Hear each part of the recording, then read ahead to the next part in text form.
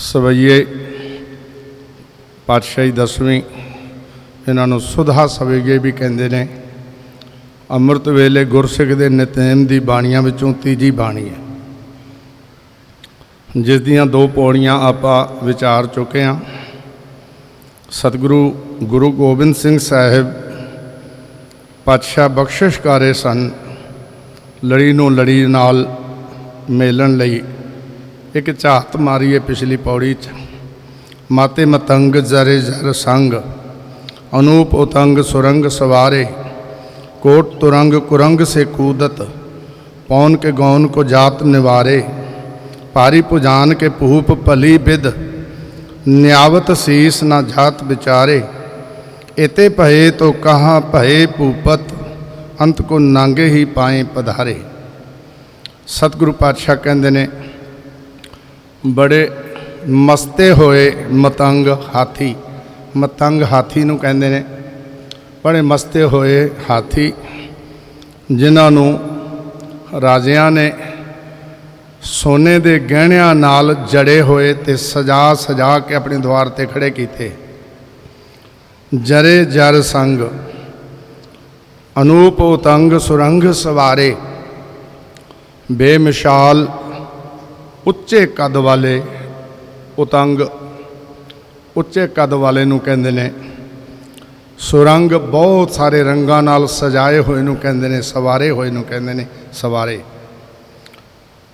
इस तों भी अगे वध के कोट तुरंग, करोड़ां ही तुरंग घोड़े नूं कहंदे ने, करोड़ां ही ऐसे वधिया वधिया घोड़े जो हिरना वांग कुददे होण, छालां मारदे होण।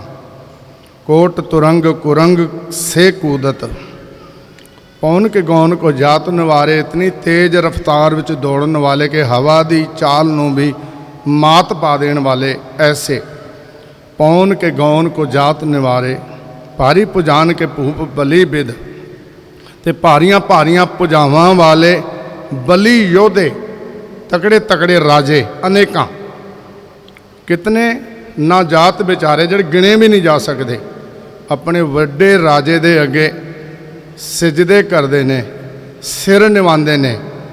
भारी भुजान के भूप भली बिद न्यावत शीस न जात बेचारे, एते भये तो कहाँ भये भूपत। इन्ने राजे समर्थ हो गए तां की हो गया, महाराज कहते ने अंत को नांगे ही पाए पधारे।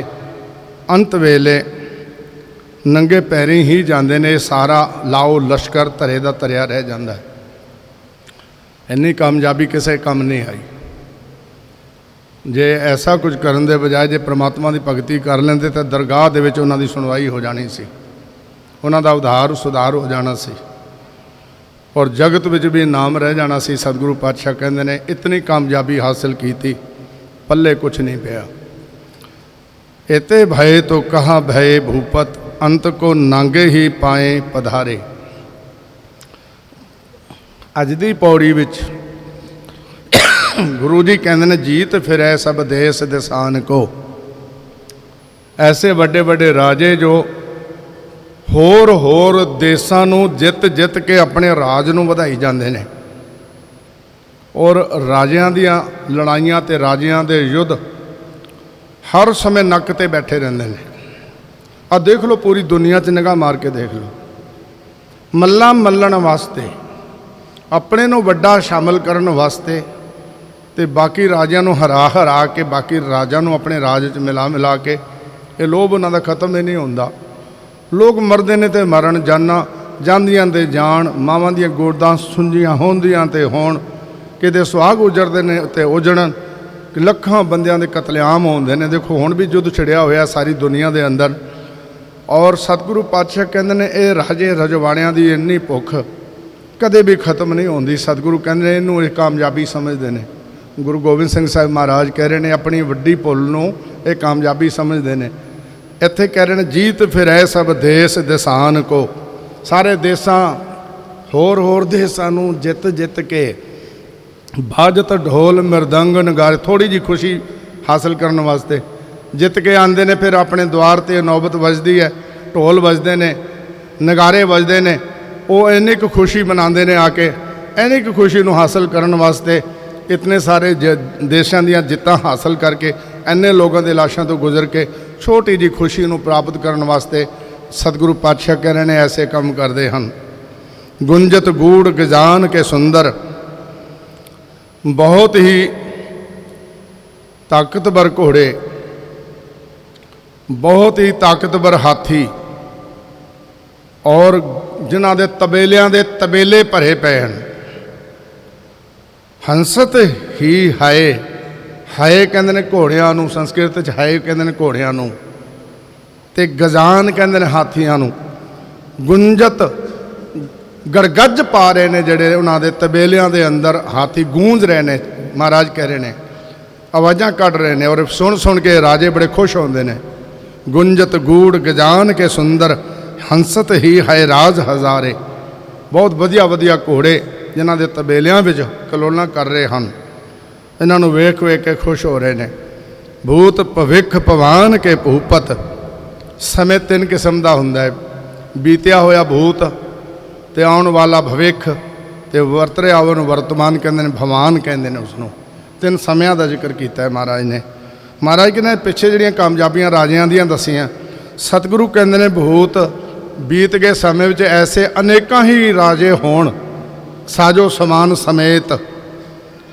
भावें सतगुरु कहंदे ने आउण वाले समय विच भी ऐसे समर्थ राजे हो जाण अनेकां, ते भावें सतगुरु कहंदे भगवान के भूपत, ऐसे समय दे विच मौजूदा समय विच भी ऐसे महान राजे कितने भी क्यों ना मौजूद होण, कौन गने नहीं जात विचारे, जिन्हां दी गिनती भी ना की जा सकती होवे, ऐसे इतने राजे और इतनी कामयाबी दे मालिक होण।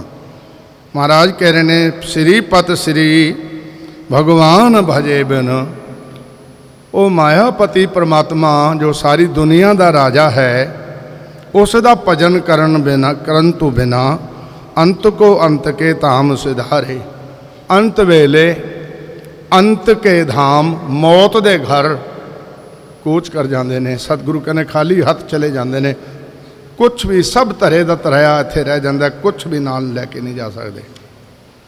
सतगुरु साडे अंदर वैराग पैदा करने वास्ते ये सच्चाइयां साडे सामने रख रहे हैं। ये दुनिया के लोग हो के तुसीं भी तो ऐसी गलती नहीं कर रहे जो पिछे राजे रजवाड़े लोग करते रहे हैं। फिर इस तों अगे होर कामयाबियां दसियां ने सतगुरु ने। ये चौथी पौड़ी सतगुरु कहते हैं तीरथ नाहन दया दमदान सुसंजम नेम अनेक विसेख है।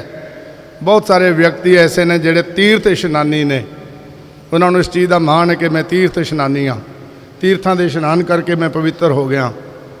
बहुत सारे किते साडे विच भी तो ऐसे नहीं कि मैं हर हफ्ते जाके इशनान कर आना सरोवर विच, मैं हर हफ्ते तीर्थां ते जाके इशनान कर आना तो किते मैं पावन हो गया, मैं पवित्र हो गया।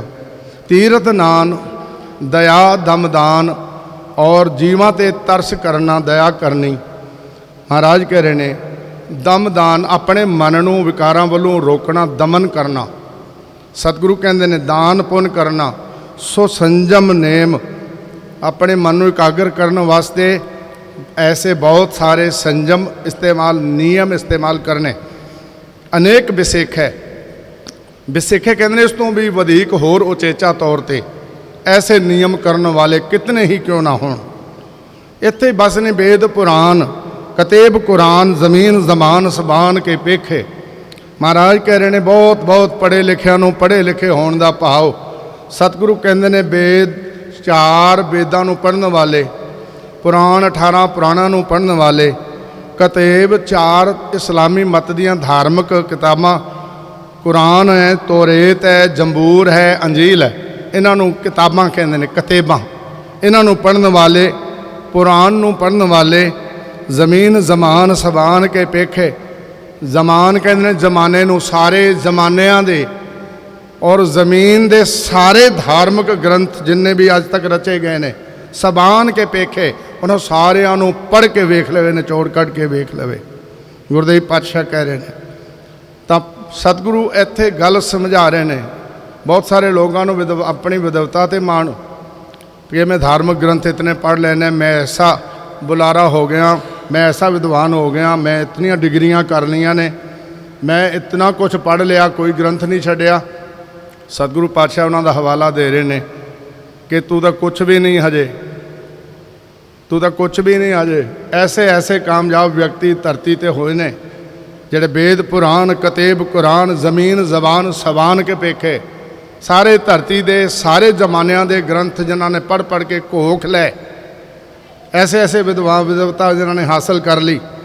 पर महाराज कह रहे पौन आहार जति जत तार, बहुत सारे ऐसे ने जेड़े नियम कर करके और पवन आहारी हो गए होण, अन्न का दाना भी ना खाते होण। बहुतिਆਂ ਨੂੰ तो ऐसिਆਂ ਨੂੰ माण हो गया मैं इन्ने दिनों का वर्त रख लिया, मैं इतने दिनों का खाना छड़ देता, फलानी फलानी चीज़ छड़ देती। कई तो हद कर देते हैं, मैं तो अंडे को भी हाथ नहीं लगाता, तो भगवान बन गया तू। फिर सतगुरु समझा रहे हैं कि किस इस हंकार ते इस भुलेखे में ना बैठा रही। जगत पवन आहारी होए ने, हवा खाते हैं, बस हवा के नाल ही अपना खाना पूरा कर लेंगे ने। पवन आहार जति जत धार, बहुत सारे ब्रह्मचारी ने ऐसे जिन्होंने जत धारण किया है, संसार की किसी चीज़ को नहीं यूज करते। गुरु जी कह रहे हैं सवे सो विचार हजार के देखे। महाराज को होर इस तो भी अलावा अनेकों साधन करने वाले, अनेकों विचारां करने वाले, इस तो भी उत्तम विचारां च उलझे रहंदे ने। इतनी कामयाबी हासिल करने के बावजूद भी श्री भगवान भजे बिन भूपत, वो सारी दुनिया का मालिक जिहड़ा राजा है, उस परमात्मा का भजन करन तो बिना एक रत्ती बिन, जे एक रत्ती परमात्मा का प्रेम हृदय विच ना होवे, एक ना लेख है। ये सारे दे सारी कीतियां साधनावां इन्हां चों एक भी लेखे नहीं लगेगी, एक भी लेखे नहीं लगेगी, परलोक विच एक भी सहायक नहीं बनेगी। इतनी कामयाबी हासिल करने के बावजूद भी सतगुरु पातशाह ने बाणी तो बड़ा ज्ञान बख्शिश किया है। जदों असी गाथा नाम की बाणी पढ़ते हैं ना गुरु ग्रंथ साहब महाराज के अंदर, वो भी कमाल की है गुरु अर्जन देव महाराज सतगुरु सच्चे पातशाह जी ने। सतगुरु पातशाह वो भी कहते हैं करपूर पुहप सुगंधा परस मनुखा देही मलीन मज्जा रुद्र दुर्गंधा नानक अत करबेन अज्ञाननो। फिर इस तो अगली दूसरी पौड़ी महाराज कह रहे हैं शरीर का ताकतवर होने का मान करदा है, हंकार करदा है, और इतना हंकार अपने आप ते रखा होया है। करपूर पुहप सुगंधा, काफूर ते खुशबुआं ते फुलों का इस्तेमाल करदा अपने तन के उपर। महाराज कह परस मनुखा देही मलीन, इस देही नूं तां फुल छेव लैन, कोई खुशबू वाली चीज़ छू लवे तो वह मैली हो जाती है, तो शरीर पवित्र किदां हो गया। करपूर काफूर नूं कहंदे ने, करपूर पोहप फुल नूं कहंदे ने, काफूर पोहप सुगंधा परस मनुखा देही मलीन। क्यों महाराज, ये मज्जा रुद्र दुर्गंधा है, ये मिज है, लहू है और दुर्गंधी है, गंदगी और कुछ नहीं है। मज्जा रुद्र दुर्गंधा नानक अत करबेन अज्ञाननो, इसका हंकार करे अज्ञानी, इस देही का हंकार कर रहा है। फिर अगली पौड़ी की कमाल करते हैं परमाणु परजंत आकाशे दीप लो से खंडन है। महाराज कह रहे हैं इतना बारीक हो जाए साधना कर करके अणु तो भी परम अणु बन जाए, खुर्दबीन दे नाल भी देखे तो कोई दिखाई ना दे, इतना बारीक हो जाए। परमाणु परजंत आकाश है, फिर आकाश विच ओ घूमदा रवे। परमाणु परजंत आकाश है दीप लो से खंडन है, सारे द्वीप सारे लोक और सारे खंड जितने धरती के हिस्से ने शहर ने सारिया विच जाके घूम के गछैन, गछ कहते ने जान नूं, आयन कहते ने वापस आण नूं, जाके वापस आ जाए। गछैन नैन भरैन, कितनी देर विच, जिन्नी देर च साडी अख एक फरका लेंदी है। नैन भरैन इतने समय दे अंदर सारे घूम के ते वापस आ जाए। बिना साधु ना सिद्धि आते, जो उहदे सिर ते गुरु का हाथ नहीं है तो यह सिद्धि भी उसकी कुछ नहीं है, किसी काम की नहीं। सतगुरु कहते हैं एवं छोटी छोटी चीज़ों का मान न कर। अगली पंक्ति सतगुरु समझा रहे हैं शुद्ध सिपा दुरंत दुबा सो साज सना दरजान दलेंगे। शुद्ध अपने आप को सोधिया होया, अपने अपनी दी कामयाबी की हुई। सिपा ओ सिपा सलार सूरमा योधा, दुरंत ਸੰਸਕ੍ਰਿਤ 'ਚ ਉਸ ਨੂੰ ਕਹਿੰਦੇ ਦੁਰਯੰਤ, ਜਿਸ ਨੂੰ ਕੋਈ ਜਿੱਤ ਨਾ ਸਕਦਾ ਹੋਵੇ। ਮਹਾਰਾਜ ਕਹਿ ਰਹੇ ਨੇ ਦੁਬਾਹ, ਸੰਸਕ੍ਰਿਤ ਵਿੱਚ ਕਹਿੰਦੇ ਨੇ ਦੁਬਵਾਹ, ਇਹਦਾ ਮਤਲਬ ਹੈ ਜਿਸ ਦੀ ਕੋਈ ਤੇਗ ਦੀ ਝਾਲ ਨਾ ਝੱਲ ਸਕਦਾ ਹੋਵੇ, ਐਸਾ ਸਿਰ ਕੱਢ ਯੋਧਾ ਹੋਵੇ। ਸ਼ੁੱਧ ਸਿਪਾਹ ਦੁਰੰਤ ਦੁਬਾਹ ਸੋ, ਸਾਜ ਸਨਾ, ਸਨਾ ਸਜਾ ਕੇ ਆਪਣੇ ਤਨ ਤੇ, ਸਨਾ ਕਹਿੰਦੇ ਨੇ ਸੰਜੋ ਨੂੰ, ਲੋਹੇ ਦੇ ਬਸਤਰ ਜਿਹੜੇ ਹੁੰਦੇ ਨੇ ਉਹ ਪੂਰੇ ਤਨ ਤੇ ਪਾ ਕੇ ਢੱਕੇ। ਸਾਜ ਸਨਾ ਦੁਰਜਾਨ ਦਲੈਂਗੇ, ਜਿਹੜੇ ਦੁਰਜਾਨ ਨੇ, ਵੈਰੀ ਨੇ, ਉਹਨਾਂ ਸਾਰੇ ਵੈਰੀਆਂ ਨੂੰ ਦਲ ਮਲ ਸੁੱਟਦਾ ਹੋਵੇ, ਇਤਨਾ ਤਾਕਤਵਰ ਹੋਵੇ। ਔਰ ਪੂਰੀ ਤਰ੍ਹਾਂ ਰਣ ਤੱਤੇ ਦੇ ਅੰਦਰ ਉਹਨੇ ਪੂਰੀ ਤਰ੍ਹਾਂ ਪਰਖ ਕਰ ਲਿੱਤੀ ਹੋਵੇ ਕਿ ਇਹਨੂੰ ਕੋਈ ਹਿਲਾ ਨਹੀਂ ਸਕਦਾ, ਹਰਾ ਨਹੀਂ ਸਕਦਾ, ਇਤਨੀ ਕਾਮਯਾਬੀ ਹਾਸਲ ਕਰ ਲਈ ਹੋਵੇ। ਫਿਰ ਵੀ ਭਾਰੀ ਗੁਮਾਨ ਭਰੇ ਮਨ ਮੈਂ ਕਰ, ਮਨ ਵਿੱਚ ਇਤਨਾ ਭਾਰੀ ਗੁਮਾਨ ਧਾਰ ਕੇ ਪਰਬਤ ਪੰਖ ਹਲੇ, ਮੈਦਾਨੇ ਜੰਗ ਦੇ ਅੰਦਰ ਡਟ ਜਾਵੇ ਕਿ ਪਹਾੜ ਤਾਂ ਖੰਭ ਲਾ ਕੇ ਹਿੱਲ ਸਕਦੇ ਨੇ, ਨਾ ਹਲेंगे ਪਰ ਮੇਰਾ ਕਦਮ ਨਹੀਂ ਹਿੱਲ ਸਕਦਾ, ਇੱਕ ਕਦਮ ਪਿੱਛੇ ਨਹੀਂ ਜਾ ਸਕਦਾ। ਇਤਨਾ ਗੁਮਾਨ, ਭਾਰੀ ਗੁਮਾਨ ਭਰੇ ਮਨ ਮੈਂ ਕਰ ਪਰਬਤ ਪੰਖ ਹਲੇ ਨਾ ਹलेंगे, ਪਰਬਤ ਹਿੱਲ ਜਾਏ ਪਰ ਮੈਂ ਨਹੀਂ ਹਿਲਾਂਗਾ, ਇਤਨਾ ਸਿਰ ਕੱਢ ਯੋਧਾ ਹੋਵੇ। ਤੋਰ ਅਰੀਨ ਮਰੋਰ ਮਵਾਸਨ, ਅਰੀਨ ਕਹਿੰਦੇ ਨੇ ਦੁਸ਼ਮਣ ਨੂੰ, ਦੁਸ਼ਮਣਾਂ ਦੇ ਟੁਕੜੀਆਂ ਖੇਰੂ ਖੇਰੂ ਕਰ ਦੇਣ, ਤੋੜ ਕੇ ਭੰਨ ਦੇਣ। ਮਰੋਰ ਮਵਾਸਨ, ਮਵਾਸਨ ਕਹਿੰਦੇ ਆਕੀਆਂ ਨੂੰ, ਜਿਹੜੇ ਆਕੀ ਹੋ ਕੇ ਲੜਨ ਆ ਗਏ ਨੇ, ਉਹਨਾਂ ਦੀਆਂ ਗਰਦਨਾਂ ਮਰੋੜ ਮਰੋੜ ਕੇ ਸੁੱਟ ਦੇਣ। ਮਹਾਰਾਜ ਕਹਿ ਰਹੇ ਨੇ ਮਾਤੇ ਮਤੰਗਨ ਮਾਨ ਮਲेंगे, ਬੜੇ ਤਕੜੇ ਤਾਕਤਵਰ ਮਤੰਗਨ, ਹਾਥੀਆਂ ਨੂੰ ਕਹਿੰਦੇ ਨੇ, ਬੜੇ ਤਾਕਤਵਰ ਹਾਥੀ ਮੈਦਾਨੇ ਜੰਗ ਵਿੱਚ ਉਤਾਰੇ ਗਏ। ਉਹਨਾਂ ਮਸਤੇ ਹੋਏ ਹਾਥੀਆਂ ਦੇ ਮਾਣ ਤੋੜ ਤੋੜ ਕੇ ਦਲਮਲ ਸੁੱਟ ਦੇਣ ਜਿਹੜੇ ਯੋਧੇ। ਮਾਤੇ ਮਤੰਗਨ ਮਾਨ ਮਲेंगे, ਇਤਨੀ ਕਾਮਯਾਬੀ ਹਾਸਲ, ਇਤਨੇ ਤਾਕਤਵਰ। ਮਹਾਰਾਜ ਕਹਿ ਰਹੇ ਨੇ ਹਾਂ ਸ਼੍ਰੀਪਤ, ਸ਼੍ਰੀ ਭਗਵਾਨ ਕਿਰਪਾ ਬਿਨ, ਉਹ ਸ਼੍ਰੀਪਤ, ਸ਼੍ਰੀ ਭਗਵਾਨ, ਉਹ ਪਤੀ ਪੂਰਨ ਪਰਮੇਸ਼ਵਰ, ਸਾਰੀ ਦੁਨੀਆ ਦਾ ਮਾਲਕ, ਉਹਦੀ ਕਿਰਪਾ ਦੀ ਕਣੀ ਤੋਂ ਬਿਨਾ, ਕਿਰਪਾ ਦੀ ਨਜ਼ਰ ਤੋਂ ਬਿਨਾ ਤਿਆਗ ਜਹਾਨ ਨਿਦਾਨ ਚਲेंगे। ਮਹਾਰਾਜ ਕਹਿ ਰਹੇ ਨੇ ਉਹ ਵੀ ਇਸ ਜਹਾਨ ਨੂੰ ਤਿਆਗ ਕੇ ਮੂਰਖ ਐਵੇਂ ਖਾਲੀ ਹੱਥੀ ਸੰਸਾਰ ਤੋਂ ਕੂਚ ਕਰ ਜਾਣਗੇ, ਕੁਛ ਵੀ ਪੱਲੇ ਨਹੀਂ ਪਏਗਾ, ਅਗਲੀ ਦਰਗਾਹ ਵਿੱਚ ਵੀ ਕੋਈ ਸੁਣਵਾਈ ਨਹੀਂ ਹੋਏਗੀ। ਕਿਉਂਕਿ ਚਾਹੀਦਾ ਤਾਂ ਇਹ ਸੀ ਉਸ ਭਗਵਾਨ ਦਾ ਭਜਨ ਕਰਕੇ, ਉਸ ਦੀ ਭਗਵਾਨ ਦੀ ਭਗਤੀ ਕਰਕੇ, ਉਹਦੀ ਕਿਰਪਾ ਦ੍ਰਿਸ਼ਟੀ ਦੇ ਥੱਲੇ ਆਉਣ ਦੀ ਜ਼ਰੂਰਤ ਸੀ, ਜੋ ਇਹ ਕੰਮ ਨਹੀਂ ਕੀਤਾ। ਸਤਿਗੁਰੂ ਸਾਨੂੰ ਸਮਝਾ ਰਹੇ ਨੇ ਮੇਰੇ ਪਿਆਰਿਓ, ਕਿਤੇ ਇਹ ਭੁੱਲ ਤੁਸੀਂ ਵੀ ਤਾਂ ਨਹੀਂ ਕਰ ਰਹੇ, ਜੋ ਗਲਤੀਆਂ ਉਹ ਕਰ ਗਏ ਨੇ ਉਹ ਤੁਸੀਂ ਵੀ ਤਾਂ ਉਹਨਾਂ ਗਲਤੀਆਂ ਵਿੱਚ ਨਹੀਂ ਡੁੱਬੇ ਪਏ। ਤੁਸੀਂ ਵੀ ਉਠੋ, ਇਹ ਕਾਮਯਾਬੀਆਂ ਨਹੀਂ ਹਨ ਜਿਸ ਨੂੰ ਸਮਝੀ ਬੈਠੀ ਦੁਨੀਆ, ਜਿਹਨੂੰ ਰਾਜੇ ਰਜਵਾੜੇ ਸਮਝੀ ਬੈਠੇ ਨੇ। ਕੇਵਲ ਭਗਵਾਨ ਦੀ ਭਗਤੀ ਕਰਨ ਵਾਲਾ, ਭਗਵਾਨ ਦੀ ਕਿਰਪਾ ਦ੍ਰਿਸ਼ਟੀ ਪ੍ਰਾਪਤ ਕਰਨ ਵਾਲਾ, ਕੇਵਲ ਭਗਵਾਨ ਦੇ ਰਤੀ ਨਾ ਪ੍ਰੇਮ ਹਿਰਦੇ ਵਿੱਚ ਧਾਰਨ ਕਰਨ ਵਾਲੇ ਦੀ ਪੁੱਛ ਆਉਂਦੀ ਹੈ ਦਰਗਾਹ ਦੇ ਅੰਦਰ, ਨਹੀਂ ਤੇ ਉੱਥੇ ਕੋਈ ਬਾਤ ਨਹੀਂ ਪੁੱਛਦਾ। ਸਤਿਗੁਰੂ ਪਾਤਸ਼ਾਹ ਕਹਿੰਦੇ ਐਸੇ ਐਸੇ ਸਿਰ ਕੱਢ ਯੋਧੇ ਸੂਰਮੇ ਔਰ ਅਮੀਰੀਆਂ ਦੇ ਮਾਲਕ ਇੱਥੋਂ ਦੁਨੀਆ ਤੋਂ ਕੂਚ ਕਰ ਗਏ ਨੇ, ਉੱਥੇ ਕੋਈ ਗੱਲ ਨਹੀਂ ਪੁੱਛਦਾ। ਸਤਿਗੁਰੂ ਪਾਤਸ਼ਾਹ ਇਹ ਸਮਝਾ ਰਹੇ ਨੇ ਇਸ ਭੁਲੇਖੇ 'ਚ ਨਾ ਰਹਿਣਾ। ਇਹ ਵੈਰਾਗ ਦੀ ਬਾਣੀ ਹੈ ਔਰ ਸਤਿਗੁਰੂ ਕਹਿੰਦੇ ਨੇ ਬਾਣੀ ਪੜ੍ਹ ਕੇ ਵੀ ਜੇ ਤੈਨੂੰ ਵੈਰਾਗ ਨਹੀਂ ਆਇਆ ਤੇ ਮੈਂ ਸਮਝਾਂਗਾ ਬਾਣੀ ਸਮਝ ਨਹੀਂ ਆਈ, ਤੈਨੂੰ ਗੁਰੂ ਦੀ ਗੱਲ ਸਮਝ ਨਹੀਂ ਆਈ। ਤਾਂ ਗੁਰੂ ਆਗਾਹ ਕਰ ਰਿਹਾ ਹੈ, ਸਾਨੂੰ ਜਗਾ ਰਿਹਾ ਹੈ, ਸਾਡੇ ਕੋਲ ਹਜੇ ਵੀ ਸਮਾਂ ਹੈ। ਜੇ ਅੱਜ ਤੱਕ ਇਹ ਗਲਤੀਆਂ ਕਰਦੇ ਆਏ ਹਾਂ ਤੇ ਅੱਗੋਂ ਵਾਸਤੇ ਸੁਚੇਤ ਹੋ ਜਾਈਏ, ਇਸ ਗਰੂਰ ਵਿੱਚ ਜੀਵਨ ਨਾ ਜੀਵੀਏ, ਇਸ ਭੁਲੇਖੇ ਵਿੱਚ ਜੀਵਨ ਨਾ ਜੀਵੀਏ, ਸੁਚੇਤ ਹੋ ਕੇ ਜੀਵੀਏ। ਰੱਬ ਦੀ ਨਜ਼ਰ ਦੀ ਕਿਰਪਾ ਦੀ ਦ੍ਰਿਸ਼ਟੀ ਪ੍ਰਾਪਤ ਕਰਨ ਵਾਸਤੇ ਪਾਠ ਕਰੀਏ ਤੇ ਉਹਦੀ ਕਿਰਪਾ ਦੀ ਦ੍ਰਿਸ਼ਟੀ ਪ੍ਰਾਪਤ ਕਰਨ ਵਾਸਤੇ ਕੀਰਤਨ ਕਰੀਏ, ਪਾਠ ਕਰੀਏ, ਕਥਾ ਕਰੀਏ, ਵਿਚਾਰ ਕਰੀਏ, ਸਤਸੰਗ ਕਰੀਏ, ਪ੍ਰਭੂ ਦੇ ਪ੍ਰੇਮ ਦੀ ਕਣੀ ਹਿਰਦੇ ਵਿੱਚ ਰੱਖ ਕੇ, ਪ੍ਰੇਮ ਦੀ ਕਣੀ ਰੱਖ, ਪ੍ਰੇਮ ਦੇ ਆਧਾਰ ਤੇ ਕਰੀਏ, ਸੁਣੀਏ। ਪ੍ਰਭੂ ਦੇ ਪ੍ਰੇਮ ਨੂੰ ਧਾਰਨ ਕਰਕੇ ਜਦੋਂ ਅਸੀਂ ਉਹਦੀ ਬਾਣੀ ਸਿਫਤੋ ਸਲਾਹ ਪੜਾਂਗੇ, ਸੁਣਾਂਗੇ ਤਾਂ ਉਹਦੀ ਕਿਰਪਾ ਦ੍ਰਿਸ਼ਟੀ ਹੋ ਜਾਏਗੀ। ਉਹਦੀ ਕਿਰਪਾ ਦ੍ਰਿਸ਼ਟੀ ਕਾਫੀ ਹੈ, ਸਭ ਸਾਧਨਾ ਤੋਂ ਉੱਪਰ ਹੈ, ਸਭ ਕਾਮਯਾਬੀਆਂ ਤੋਂ ਉੱਪਰ ਹੈ। ਤੇ ਜਿਸ ਨੂੰ ਇਹ ਪ੍ਰਾਪਤ ਹੋ ਗਈ, ਜਿਸ ਨੂੰ ਨਦਰ ਤੇਰੀ ਕਰਤਾਰ ਸਤਿਗੁਰੂ ਨੇ ਬਾਣੀ 'ਚ ਜਿਵੇਂ ਸਿਖਾਇਆ, ਉਹ ਬਸ ਰੱਬ ਦੀ ਦਰਗਾਹ ਦੇ ਵਿੱਚ ਫਿਰ ਉਹ ਸਤਿਕਾਰੇ ਜਾਂਦੇ ਨੇ, ਉਹ ਪੂਜੇ ਜਾਂਦੇ ਨੇ, ਉਹ ਸਨਮਾਨੇ ਜਾਂਦੇ ਨੇ। ਜਹਾਨ ਵਿੱਚ ਵੀ ਔਰ ਰੱਬ ਦੀ ਦਰਗਾਹ ਵਿੱਚ ਵੀ।